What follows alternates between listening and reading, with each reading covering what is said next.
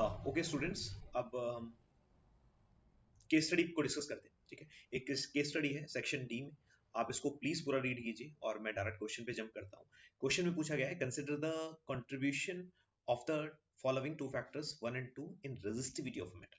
ठीक है, तो रेजिस्टिविटी का आप जरा फॉर्मूला रिमाइंड कीजिए। What is resistivity? Resistivity is mass of electron divided by number of electrons square by square tau. ठीक है, m by ne square tau. तो पहले देखिए कि रिलैक्सेशन टाइम का क्या फर्क पड़ता है इस पे। तो रिलैक्सेशन टाइम इज टाउ। अगर टेम्परेचर आप बढ़ाते हो तो इलेक्ट्रॉन्स का कोलिशन और ज्यादा फ्रीक्वेंट होता है, और जो दो कोलिशन के बीच में समय है वो रिड्यूस हो जाएगा। और अगर दो कोलिशन का के बीच का समय रिड्यूस हो गया यानी कि टाउ रिड्यूस हो गया, और टाउ रिड्यूस करने की वजह से रेजिस्टिविटी इंक्रीज कर जाती है। ठीक है, so resistivity of the metal increases with increase in इस टेम्परेचर। क्यों, इसका रीजन बताना है। तो ऑब्वियस बात है, tau is decreasing and as a result resistivity is increasing. So one decreases and second है number of electrons. So number of electrons per unit volume is almost constant, वो temperature से effect नहीं होते। ठीक है, तो one decreases and second remains almost constant with increase in temperature। ठीक, option D is correct. उसके बाद अगला है कि a steady current flows in copper wire of non uniform cross section area। Suppose एक कॉपर वायर है जिसका area non uniform है। ठीक है, तो जब एरिया नॉन यूनिफॉर्म रहेगा तो उसके अंदर इलेक्ट्रिक फील्ड भी नॉन यूनिफॉर्म रहेगी, क्योंकि इलेक्ट्रिक फील्ड का प्रवाह कुछ इस तरीके से हो जाएगा। राइट, तो हर पॉइंट पे इलेक्ट्रिक फील्ड का जो मैग्नीट्यूड है वो डिफरेंट होगा हर पॉइंट पे। मतलब कि सपोज ये दो पॉइंट्स है, तो यहाँ पर आप देख सकते हो इलेक्ट्रिक फील्ड कम है, यहाँ पर इलेक्ट्रिक फील्ड कंसंट्रेट होकर ज्यादा हो चुकी है, तो इलेक्ट्रिक फील्ड चेंज हो जाएगी। उसकी वजह से करंट डेंसिटी यानी कि current passing per unit area भी चेंज हो जाएगा, क्योंकि along the wire current is same everywhere. Okay, so current density होता है current upon area.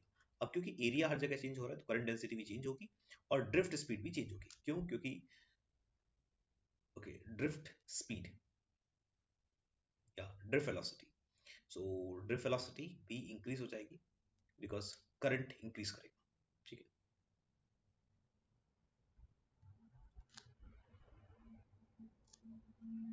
Okay, basically current is N E V D into area.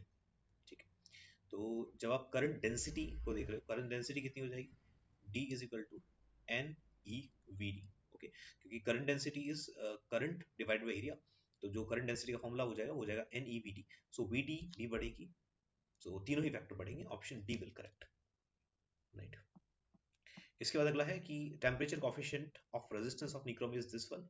और temperature कितना बढ़ाया जाए कि जो चेंज है वो बेसिकली रेजिस्टेंस है वो 8.5% बढ़ जाए। देखिए सपोज इनिशियली रेजिस्टेंस मान लीजिए 100 है। ठीक है, तो फाइनल कितना होना जाना चाहिए? 108.5, 8% बढ़ जाना चाहिए। सो लेट्स इनिशियल रेजिस्टेंस भी 100। इस तरीके से क्वेश्चन आसानी से हो जाएगा। सो बढ़ के कितना हो जाएगा? 108.5। हम इसको लिख सकते हैं, फॉर्मूला यहाँ पर अप्लाई कर सकते हैं। R final should be equal to R initial into 1 plus alpha delta T. Alpha कितना दे रखा है आपको? 1.7 इंटू 10 की पावर -4 इंटू डेल्टा टी। तो ये इक्वेशन सॉल्व करके आपको डेल्टा टी की वैल्यू निकालनी है, आप बहुत आराम से निकाल सकते हो। आंसर आएगा 500। ओके, अगला क्वेश्चन है, एक वायर है जिसकी लेंथ इतनी दे रखी है, एरिया इतना दे रखा है, एक बैटरी से कनेक्टेड है जो 2 वोल्ट की है और करंट इससे जो फ्लो हो रहा है that is 1.5। What is the conductivity of the material? तो कंडक्टिविटी होता है रेजिस्टिविटी का उल्टा। ठीक है, पहले आप रेजिस्टिविटी निकाल लीजिए। रेजिस्टिविटी कैसे आएगी? आप रेजिस्टेंस निकालिए। Resistance is volt upon current या potential difference upon current. So potential V by I, ये आ गया रेजिस्टेंस, और रेजिस्टेंस होता है resistivity into length upon area. Okay, तो आप रेजिस्टिविटी को लिख सकते हो 1 ओवर कंडक्टिविटी। वी आपको दे रखा, आई आपको दे रखा है, कंडक्टिविटी आ जाएगा 1 ओवर के इंटू लेंथ अपॉन एरिया। तो लेंथ की वैल्यू पुट करो, एरिया की वैल्यू पुट करो, वी की वैल्यू पुट करो, आई की वैल्यू पुट करो, तो आपका आंसर आ जाएगा 3.75 इंटू 10 की पावर 6। ओके, अगला क्वेश्चन है, consider 2 cylinder A and B made up of same material. The length and radius are twice. Okay, आपको बेसिकली मोबिलिटी नहीं है, मोबिलिटी इन B का रेशियो बताना है। तो देखिए मोबिलिटी का जो फॉर्मूला होता है वो होता है electric field drift velocity per unit electric field. Mobility is drift velocity per unit electric field. अब ड्रिफ्ट वेलोसिटी का जो अपने आप में फॉर्मूला होता है वो कितना होता है? एन सॉरी, जो फॉर्मूला होता है that is small E capital E tau by N. This is the formula for drift velocity. आप इसको ई से डिवाइड अगर कर देंगे तो ई से ई कैंसिल हो जाएगा और जो ड्रिफ्ट वेलोसिटी है, सॉरी मोबिलिटी है, उसका रिलेशन आ जाएगा e tau by m. Fine, this is mobility. तो आप ये देख सकते हो कि मोबिलिटी किसी फैक्टर पे डिपेंड नहीं कर रहा, ना लेंथ पे डिपेंड कर रहा है, ना एरिया पे डिपेंड कर रहा है। सो मोबिलिटी डिपेंड कर रहा है टाउ पे, ओके, वो मेटेरियल की प्रॉपर्टी और मास ऑफ इलेक्ट्रॉन पे। सो ये सारी चीजें सेम है। So option 1 is correct, the ratio would be same. Okay, इसके बाद अगला क्वेश्चन है, आप असोसिएटिव रीजनिंग पूरा पढ़िए। ओके, अब सीधा क्वेश्चन पे जंप करते हैं। क्वेश्चन क्या कहते हैं? An object is placed in front of a convex spherical glass of eta दे रखा है, रेडियस दे रखा है r, at a distance 4r from it an object is moved closer to surface, the image formed is, ठीक। तो इसमें कुछ इस तरीके का केस बनेगा। आप ये देखिए, सपोज यहाँ पर आप एक स्फेरिकल सरफेस रख देते हो, ठीक, और यहाँ पर आप एक ऑब्जेक्ट रख रहे हो। सो ये हो गया ऑब्जेक्ट डिस्टेंस, और ऑब्जेक्ट डिस्टेंस और इमेज डिस्टेंस के बीच में जो रिलेशन है वो कुछ ऐसे आएगा, 1/b minus 1/u should be equal to eta2 minus eta1 divided by r, ठीक है। अभी v के बेसिस पे आपको बताना है u कितना होगा, ठीक है। अब v तो कॉन्स्टेंटली डिक्रीज हो रहा है, कहां से डिक्रीज हो रहा है? इनिशियली जो v है, सॉरी इनिशियली जो u है वो कितना है? -4r। -4r क्यों लिखा मैंने? बिकॉज हमने लेफ्ट में शुरू में रखा उसको और धीरे धीरे मूव कर रहा है। जो फाइनली आपका u है वो कितना हो जाएगा? 0। तो उससे v पे क्या फर्क पड़ेगा देखते हैं। देखिए eta2 का मतलब होता है जो मटेरियल है उसका रिफ्रैक्टिव इंडेक्स, eta1 का मतलब होता है जो एयर है उसका रिफ्रैक्टिव इंडेक्स, ठीक है। तो eta2 माइनस eta1 आएगा आपका 0.5, 0.5 को हम लिख सकते हैं 1/2 इंटू आर। तो ये फॉर्मूला यहाँ पर अप्लाई होगा। ये फॉर्मूला बिल्कुल लेंस फॉर्मूले जैसा लग रहा है, बस यहाँ पर f की जगह क्या है? 2r, यानी कि f should be equal to 2r, ठीक है। तो अगर आप इसको एक कन्वेक्स लेंस की तरह ट्रीट करते हो तो ऑब्जेक्ट अगर f के बियॉन्ड है तो ये जो इमेज बनाएगा वो बनाएगा रियल और इन्वर्टेड, और अगर ऑब्जेक्ट f के अंडर रखा हुआ है तो इमेज बनाएगा वर्चुअल और इरेक्ट, ठीक है। तो शुरू में तो 4r पे है, यानी कि शुरू में जो इमेज बननी चाहिए वो बननी चाहिए रियल, और फाइनली जो इमेज बननी चाहिए वो आएगी virtual. So first real and then virtual. इसके बाद अगला क्वेश्चन है, double convex lens made up of glass of refractive index 1.5 has a length, focal length of 10, the radius of curvature is। ये तो बहुत आसान क्वेश्चन है, सीधा फॉर्मूला बेस्ड क्वेश्चन है, ठीक है। फॉर्मूला जो होता है, जो लेंस मेकल फॉर्मूला है, that is 1/b minus 1/u should be equal to eta2 minus eta1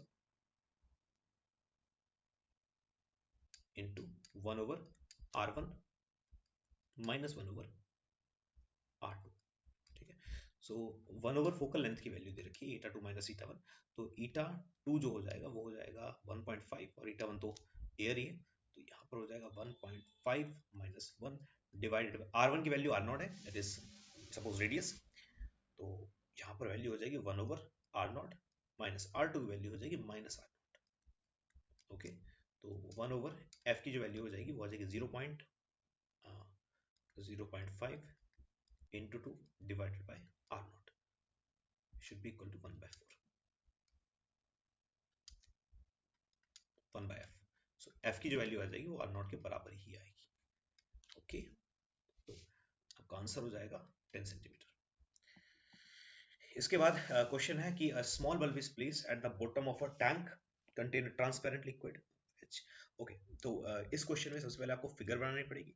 ये एनसीईआरटी पे बेस्ड क्वेश्चन है, एग्जैक्टली क्वेश्चन ऐसा एनसीईआरटी में नहीं, बट इसी तरीके का है। क्वेश्चन कुछ इस तरीके का है, एक टैंक है और उस टैंक के अंदर एक बल्ब रखा हुआ है, ठीक है। आपको आर वो रेडियस दे रखा है जिस रेडियस से या जिस सरफेस से लाइट बाहर आ रही है। सो सपोज ये एक बल्ब है जो ग्लो कर रहा है। अब इसमें क्या होगा कि बल्ब से के सिर्फ इसी रीजन से, सपोज ये रेडियस है आर, इस आर रेडियस वाले रीजन से लाइट बाहर आएगी, क्योंकि जो लाइट यहां से निकल रही है वो इस एंगल के बाद टी आई आर करेगी, okay. So suppose this angle is critical angle, तो ये वाला जो एंगल है ये भी क्रिटिकल एंगल हो गया। अब अगर आप इस ट्राइंगल को देखिए तो ये आर हो जाएगा, ये डेप्थ हो जाएगा h, और ये वाला जो एंगल है, ये वाला एंगल, ये वाला angle, this angle is critical angle i, ठीक है। और आपको निकालना है r और h का रेशियो, ओके। तो आप इस ट्राइंगल में देख सकते हो r और h का जो रेशियो है that is equal to 10i। तो 10i की वैल्यू निकालनी है आपको, ठीक है। अब 10i की वैल्यू आप कैसे निकालो? पहले ही देखो आपको पता क्या है, आपको पता है क्रिटिकल एंगल कितना होता है, ठीक है। r/d, d नहीं बेटा, इसको h माना गया, इसमें वेरिएबल लिया है, ये h लिया गया, तो मैं भी इसको h ले रहा हूँ, ठीक है। अभी रिफ्रैक्टिव इंडेक्स जो होगा क्रिटिकल एंगल जो होगा वो ये वाला एंगल होगा, this angle is critical angle. तो sine of critical angle should be equal to 1 over eta. Okay, but निकालिए आपको tan की वैल्यू, tan की वैल्यू के लिए sin की वैल्यू पता होनी चाहिए, cos की वैल्यू पता होनी चाहिए। अब cos i आप निकाल सकते हो, cos i should be equal to under root of 1 minus eta का होल स्क्वायर। ये कैसे आया? cos theta is equal to under root of 1 minus sin theta होता है ना, तो sin i ये है और आप इसकी मदद से cos i निकाल सकते हो। और यहाँ पर tan i अगर निकालना है तो tan i किसके बराबर आ जाएगा? sin i by cos i। और जब मैं इसको सॉल्व करूंगा हमारा जो आंसर आएगा वो कुछ ऐसा आएगा, मैंने सॉल्व करके देखा था ये, ठंडे दिमाग से आप भी करना। तो फाइनल जो आपका आंसर आएगा वो कुछ ऐसा आएगा, eta square 1 divide by eta square minus 1। तो ऐसा जो ऑप्शन है वो है ऑप्शन बी। ठीक है, चलिए उसके बाद फोर्थ क्वेश्चन है, parallel beam of light is incident on a face, prism angle इतना दे रखा है, एंगल ऑफ मीनियम डेविएशन इतना दे रखा है। तो बहुत ईजी सवाल है, पहले भी आया हुआ है।